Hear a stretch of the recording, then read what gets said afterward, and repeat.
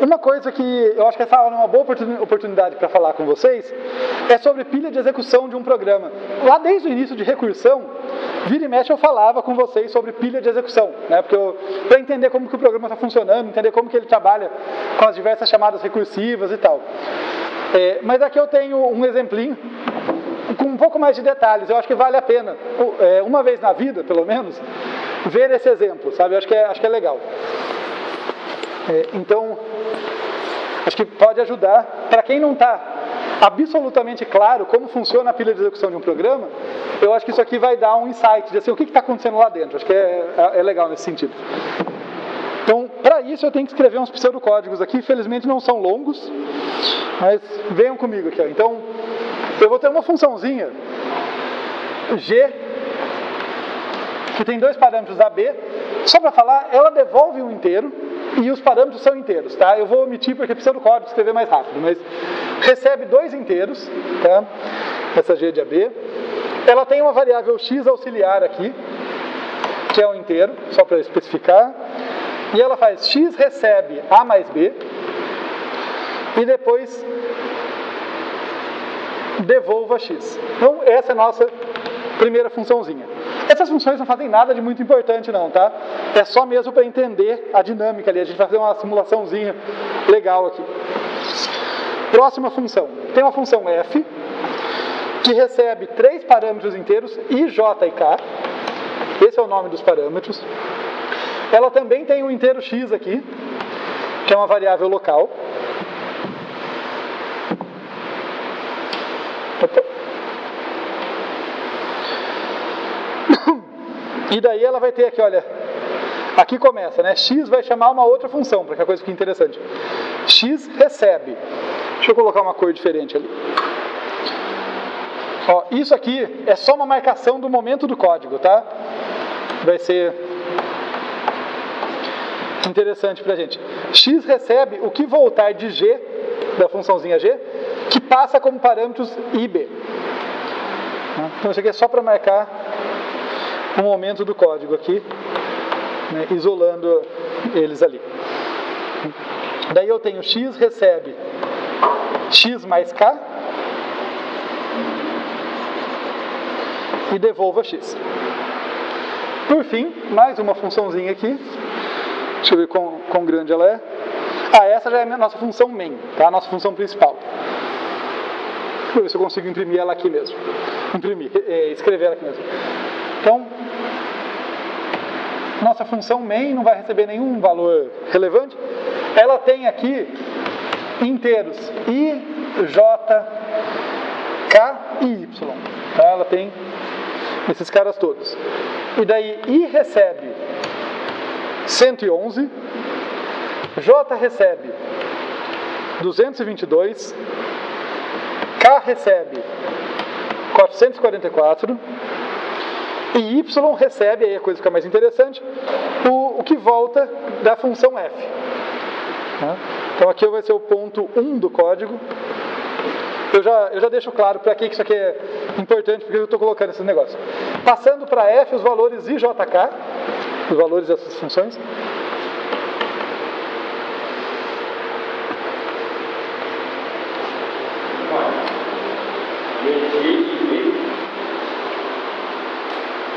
Peraí. G e J, obrigado. Bem observado. No caso, o I e o J que vieram como parâmetros passam ali. F, J, K. Aqui deveria estar no mesmo alinhamento, tá? É só a falta de espaço. Vem aqui, print Y, tá? Fazer, não vou escrever print F, imprime o Y ali, o valor do Y. E termina com devolva 1. Tá? Nada de especial nessas funções, mas algo bastante interessante ao analisá-las. Por quê? Porque a gente tem a pilha de execução do programa que não leva esse nome à toa. Ela tem um comportamento de pilha. Como a gente estudou pilha hoje, vamos entender melhor esse comportamento. Então, Deixa eu colocar aqui a nossa pilha, tá? É um espaço da memória que eu tenho aqui. Aqui no comecinho, o que eu vou ter é o endereço de retorno. Eu não vou especificar qual o valor, é um valor qualquer, é arbitrário, mas o ponto do endereço de retorno é o seguinte: no computador, uma função chama outra, um programa pode chamar outro e tudo mais. Então eu tenho que saber, quando eu termino uma coisa, para onde que eu volto. Tá? Para que ponto de um código ou uma coisa assim que eu volto para continuar uma execução. Tá? Então, eu estou supondo que alguém chamou essa função main, né? Embora ela seja a função principal do meu programa, ela foi chamada pelo terminal, de algum jeito ela foi chamada. Esse endereço de retorno está guardando isso, para onde que eu volto quando ela acabar. Mas daí, tirando ele, vamos para coisas mais palpáveis, né? Quando a minha função main começa a executar, todas as variáveis locais e parâmetros dela, no caso ela não tem parâmetros, mas todas as variáveis locais e parâmetros vão ter um espaço na pilha de execução. Tá? Com isso aqui eu quero deixar bem claro para vocês, acho que vai ficando claro conforme a gente avança no exemplo, deixar bem claro para vocês por que a gente fala que, olha, o que você está passando é o valor de uma variável, não necessariamente, não está passando, você está copiando o valor de uma variável, você não está passando aquela variável, né? Quando você muda localmente não vai afetar global e coisas assim, vai ficar bem claro aqui na pilha, ó. Então, imagina que eu vou empilhar aqui, em cada pedacinho, uma das variáveis, então eu tenho o endereço de retorno, daí eu tenho aqui IJKY, cada uma delas vai em uma linha, IJKY, tá? Então aqui nós temos o espaço de memória das variáveis da minha função main. A minha função main começa a executar e recebe 111, J recebe 222, K recebe 444 e Y recebe o que volta daqui. Vamos pensar como que essa expressão é resolvida, que ela não é resolvida de modo monolítico, né? Uma atribuição sempre tem que resolver do lado direito dela antes de fazer a atribuição, certo? Então isso quer dizer que eu chego aqui, né, nesse ponto do código, ó, pensem que eu tenho um ponteiro aqui, não é de memória, é do fluxo do código, que falou, olha, aloca esses caras, agora faz isso, essa atribuição, faz essa atribuição, faz essa atribuição. Daí eu chego aqui e falo, olha, resolve essa expressão, então eu cheguei aqui, resolve isso aqui, e depois volta para fazer a atribuição. O meu código ele tem uma ordem ali para ser executado. Quando eu chamo uma outra função, eu pauso o que eu estou fazendo, tá? Então eu vou ter um endereço de retorno ali, deixa eu só verificar aqui para não falar bobagem. Eu vou ter um endereço de retorno que eu vou representar como esse número 4 aqui, meio que dizendo, olha, eu passei pela posição 1 do código, tenho que resolver essa função, quando eu voltar para o 4 eu continuo a partir daqui.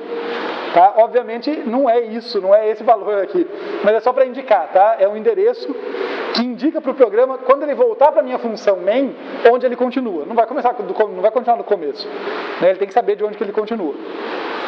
Eu vou pegar uma outra cor para nos ajudar aqui. Então, quando veio a chamada da função f, né, aqui tudo é da main.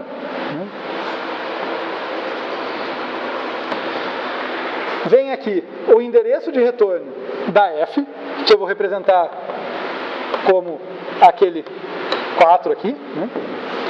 Mas fora isso, o que mais que a f tem? A f tem IJK. Tem 3 parâmetros. Então, como é uma pilha, né, ele vai subindo. Então, aqui é o I, aqui é o J, aqui é o K.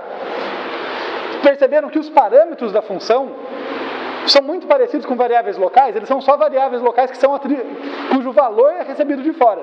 Mas é o valor, o lugar dos parâmetros é dentro dessa função. São variáveis locais também. Percebem isso? Né? Do ponto de vista de onde eles estão, é local. Eles só recebem seus valores de fora. Então eu tenho ali IJK e o X. O X aqui na sequência, que não é o mesmo X. Ah, não, aqui eu não tenho outro X. Perdão, mas eu vou ter depois aqui, né? Vão ser X diferentes, tá? Deixar isso bem claro. Do mesmo jeito que esse I não é o mesmo I daqui, esse J não é o mesmo J daqui. São espaços de memória independentes. Agora, a questão é, o que valor ele tem? Bem, o G, aqui eu passei IJK. Então eu passei 111, 222 e 444. Então aqui vão ser os mesmos valores, mas é cópia, tá? Podia ter passado embaralhado, não é porque o nome tem que casar, nem nada disso. Beleza até aí?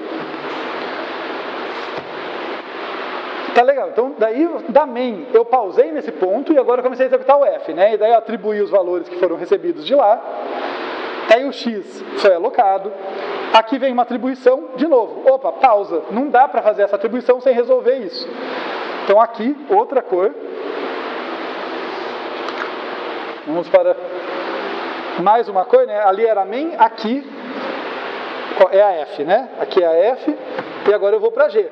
O endereço de retorno vai ser o 3, né? Dizendo, olha, quando eu acabar de resolver isso, continua o código a partir daqui. E fazendo a atribuição e seguindo a vida, né? Então, endereço de retorno aqui. Qualquer coisa que estiver confusa, só me perguntar, tá, gente? Vocês são muito quietos. Então, estamos lá com a 3. Vamos olhar a função G. Bem, ela tem o A, ela tem o B, ela tem variável local? Tem o X, é o X dela, né? Não tem nada a ver com os outros. Beleza. Só fazer uma observação parênteses aqui. Tem outras coisinhas que vão na pilha, que por uma questão didática eu estou omitindo aqui. Tá? Tem outras coisas, variáveis locais e parâmetros certamente vão. Endereço de retorno certamente vai. Mas tem algumas outras coisas, tá? Que podem ir na pilha também, mas que eu não vou entrar em detalhes aqui. Tá? Resultado de expressão, por exemplo, pode ir lá, mas a gente não pensa muito nisso. É só um lugar temporário para armazenar o resultado de uma expressão, tá? Que não está atribuído a nenhuma variável específica. Mas, beleza, fechei o parênteses, continuando. Então, o que o A recebeu? Na chamada aqui, a primeira, o A, né, recebeu o valor de I e o B recebeu o valor de J. Então, o A vai receber 111, o B vai receber 222, daí a gente está aqui nesse ponto do código. Bem, esse aqui é 111, que é 222, soma dá 333, atribui para o X. Então, atribuímos aqui. E daí, devolva X. No momento que eu chego lá no devolva X, eu desaloco todo mundo aqui. Com duas sutilezas. Antes de jogar todo mundo fora, né, tem que tomar um cuidado, eu olho aqui para saber para onde que eu volto a execução, e eu guardo o que eu estou mandando devolver, que no caso é o valor de X, aqui na pilha para essa função pegar. Então eu não vou fazer isso com detalhes, mas seria algo como, eu vou ignorar tudo aquilo lá, mas o valor que vai ser devolvido eu deixo aqui, né? Eu pego esse endereço de retorno, pulo para lá, e o valor que eu quero devolver, que está no return, eu deixo aqui para essa função poder pegar. Mas eu não vou fazer isso, já vou atribuir direto, porque aqui, o que quer que tenha voltado no ponto 3, volta para o X. Então eu já vou fazer direto ali, fica um pouquinho menos perdido. Vou usar o amarelo aqui, só para indicar que, olha, acabou, né? Tudo isso aqui foi. Se eu tivesse outra função, isso ia ser reaproveitado, como é na pilha, né? Desempilha e depois outra função empilha. Tá? No nosso exemplo muito simples, é só o main que chama o F que chama o G. Opa.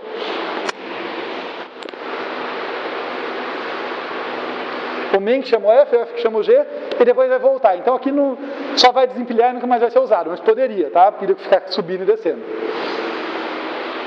Tá claro o funcionamento, gente? Tá fazendo sentido? Então daí o que volta, eu volto para cá. Tem o resultado disso aqui, que é o valor do X, né, que eu devolvi ali, 333, atribuo para aquele X ali. Então, atribuir para o X. O que esse cara faz?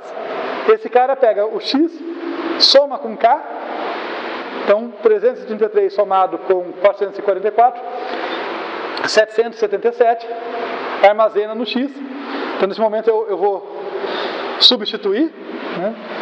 Esse cara aqui vai receber 777, que foi a soma do X com K, e manda devolver o X. Nessa hora, tudo isso aqui é desalocado. Mas não sem antes eu olhar para onde que eu volto, no código que me chamou, e devolvendo o valor de X, né? Por causa desse return aqui. Então, quando eu voltar aqui para a posição 4 do código, notem, inclusive, que esses números eles estão casando com o fluxo do código, né? O código primeiro chega aqui, daí ele abre o F, daí ele chega aqui, abre o G. Quando ele fecha o G, ele continua aqui, né? A ordem que eu passo no código, né? E finalmente cheguei aqui, quando eu faço a atribuição. Então o Y vai receber 777 ali. Depois disso, eu imprimo o Y, né? Então a saída do meu programa na tela ali, né, chamando a função print, vai imprimir 777 e vai devolver 1. Esse 1 vai ser devolvido para quem quer que tenha me chamado. Tá? Então, embora minha função main tenha acabado, o sistema operacional lá que me chamou, o prompt de comando, onde quer que seja que me chamou, vai receber esse 1 aqui, que provavelmente indica algo errado. Eu acho que o padrão return 0 é que está tudo bem. Se eu devolvo 1, ele vai interpretar como, opa, deu algo errado. Então, inclusive, deixa eu colocar 0 aqui porque não deu nada errado, né? A execução foi tudo bem. Eu só acho que me confundi quando eu estava fazendo, eu coloquei devolva 1, mas vamos dizer devolva 0 aqui. Tá? Tudo que eu estou dizendo é essa informação não é perdida. Normalmente a gente não liga para ela, mas ela voltou para alguém. Está tudo conectado. Tá bom? Fez sentido o funcionamento da pilha de execução? Quando vem esse devolva 0, desempilha tudo aqui também, né? Então, acho que é legal, são funções bem simples, mas é legal a gente entender isso, porque, por exemplo, quando são funções recursivas, o negócio fica bem mais complexo, né? Porque eu posso ter um monte de chamadas, né? Como ela chama a si própria, a profundidade pode ser muito grande e tudo mais, mas é isso que está acontecendo, é uma função chamando a outra, ficando esperando a volta e tudo mais. Por isso que lá no começo eu falava para vocês, olha, essa função ela gasta um tanto de memória proporcional ao tamanho da pilha de execução, né? Se eu tiver 100 chamadas encadeadas, eu vou gastar memória proporcional a essas 100 funções empilhadas, tá? Porque isso está acontecendo.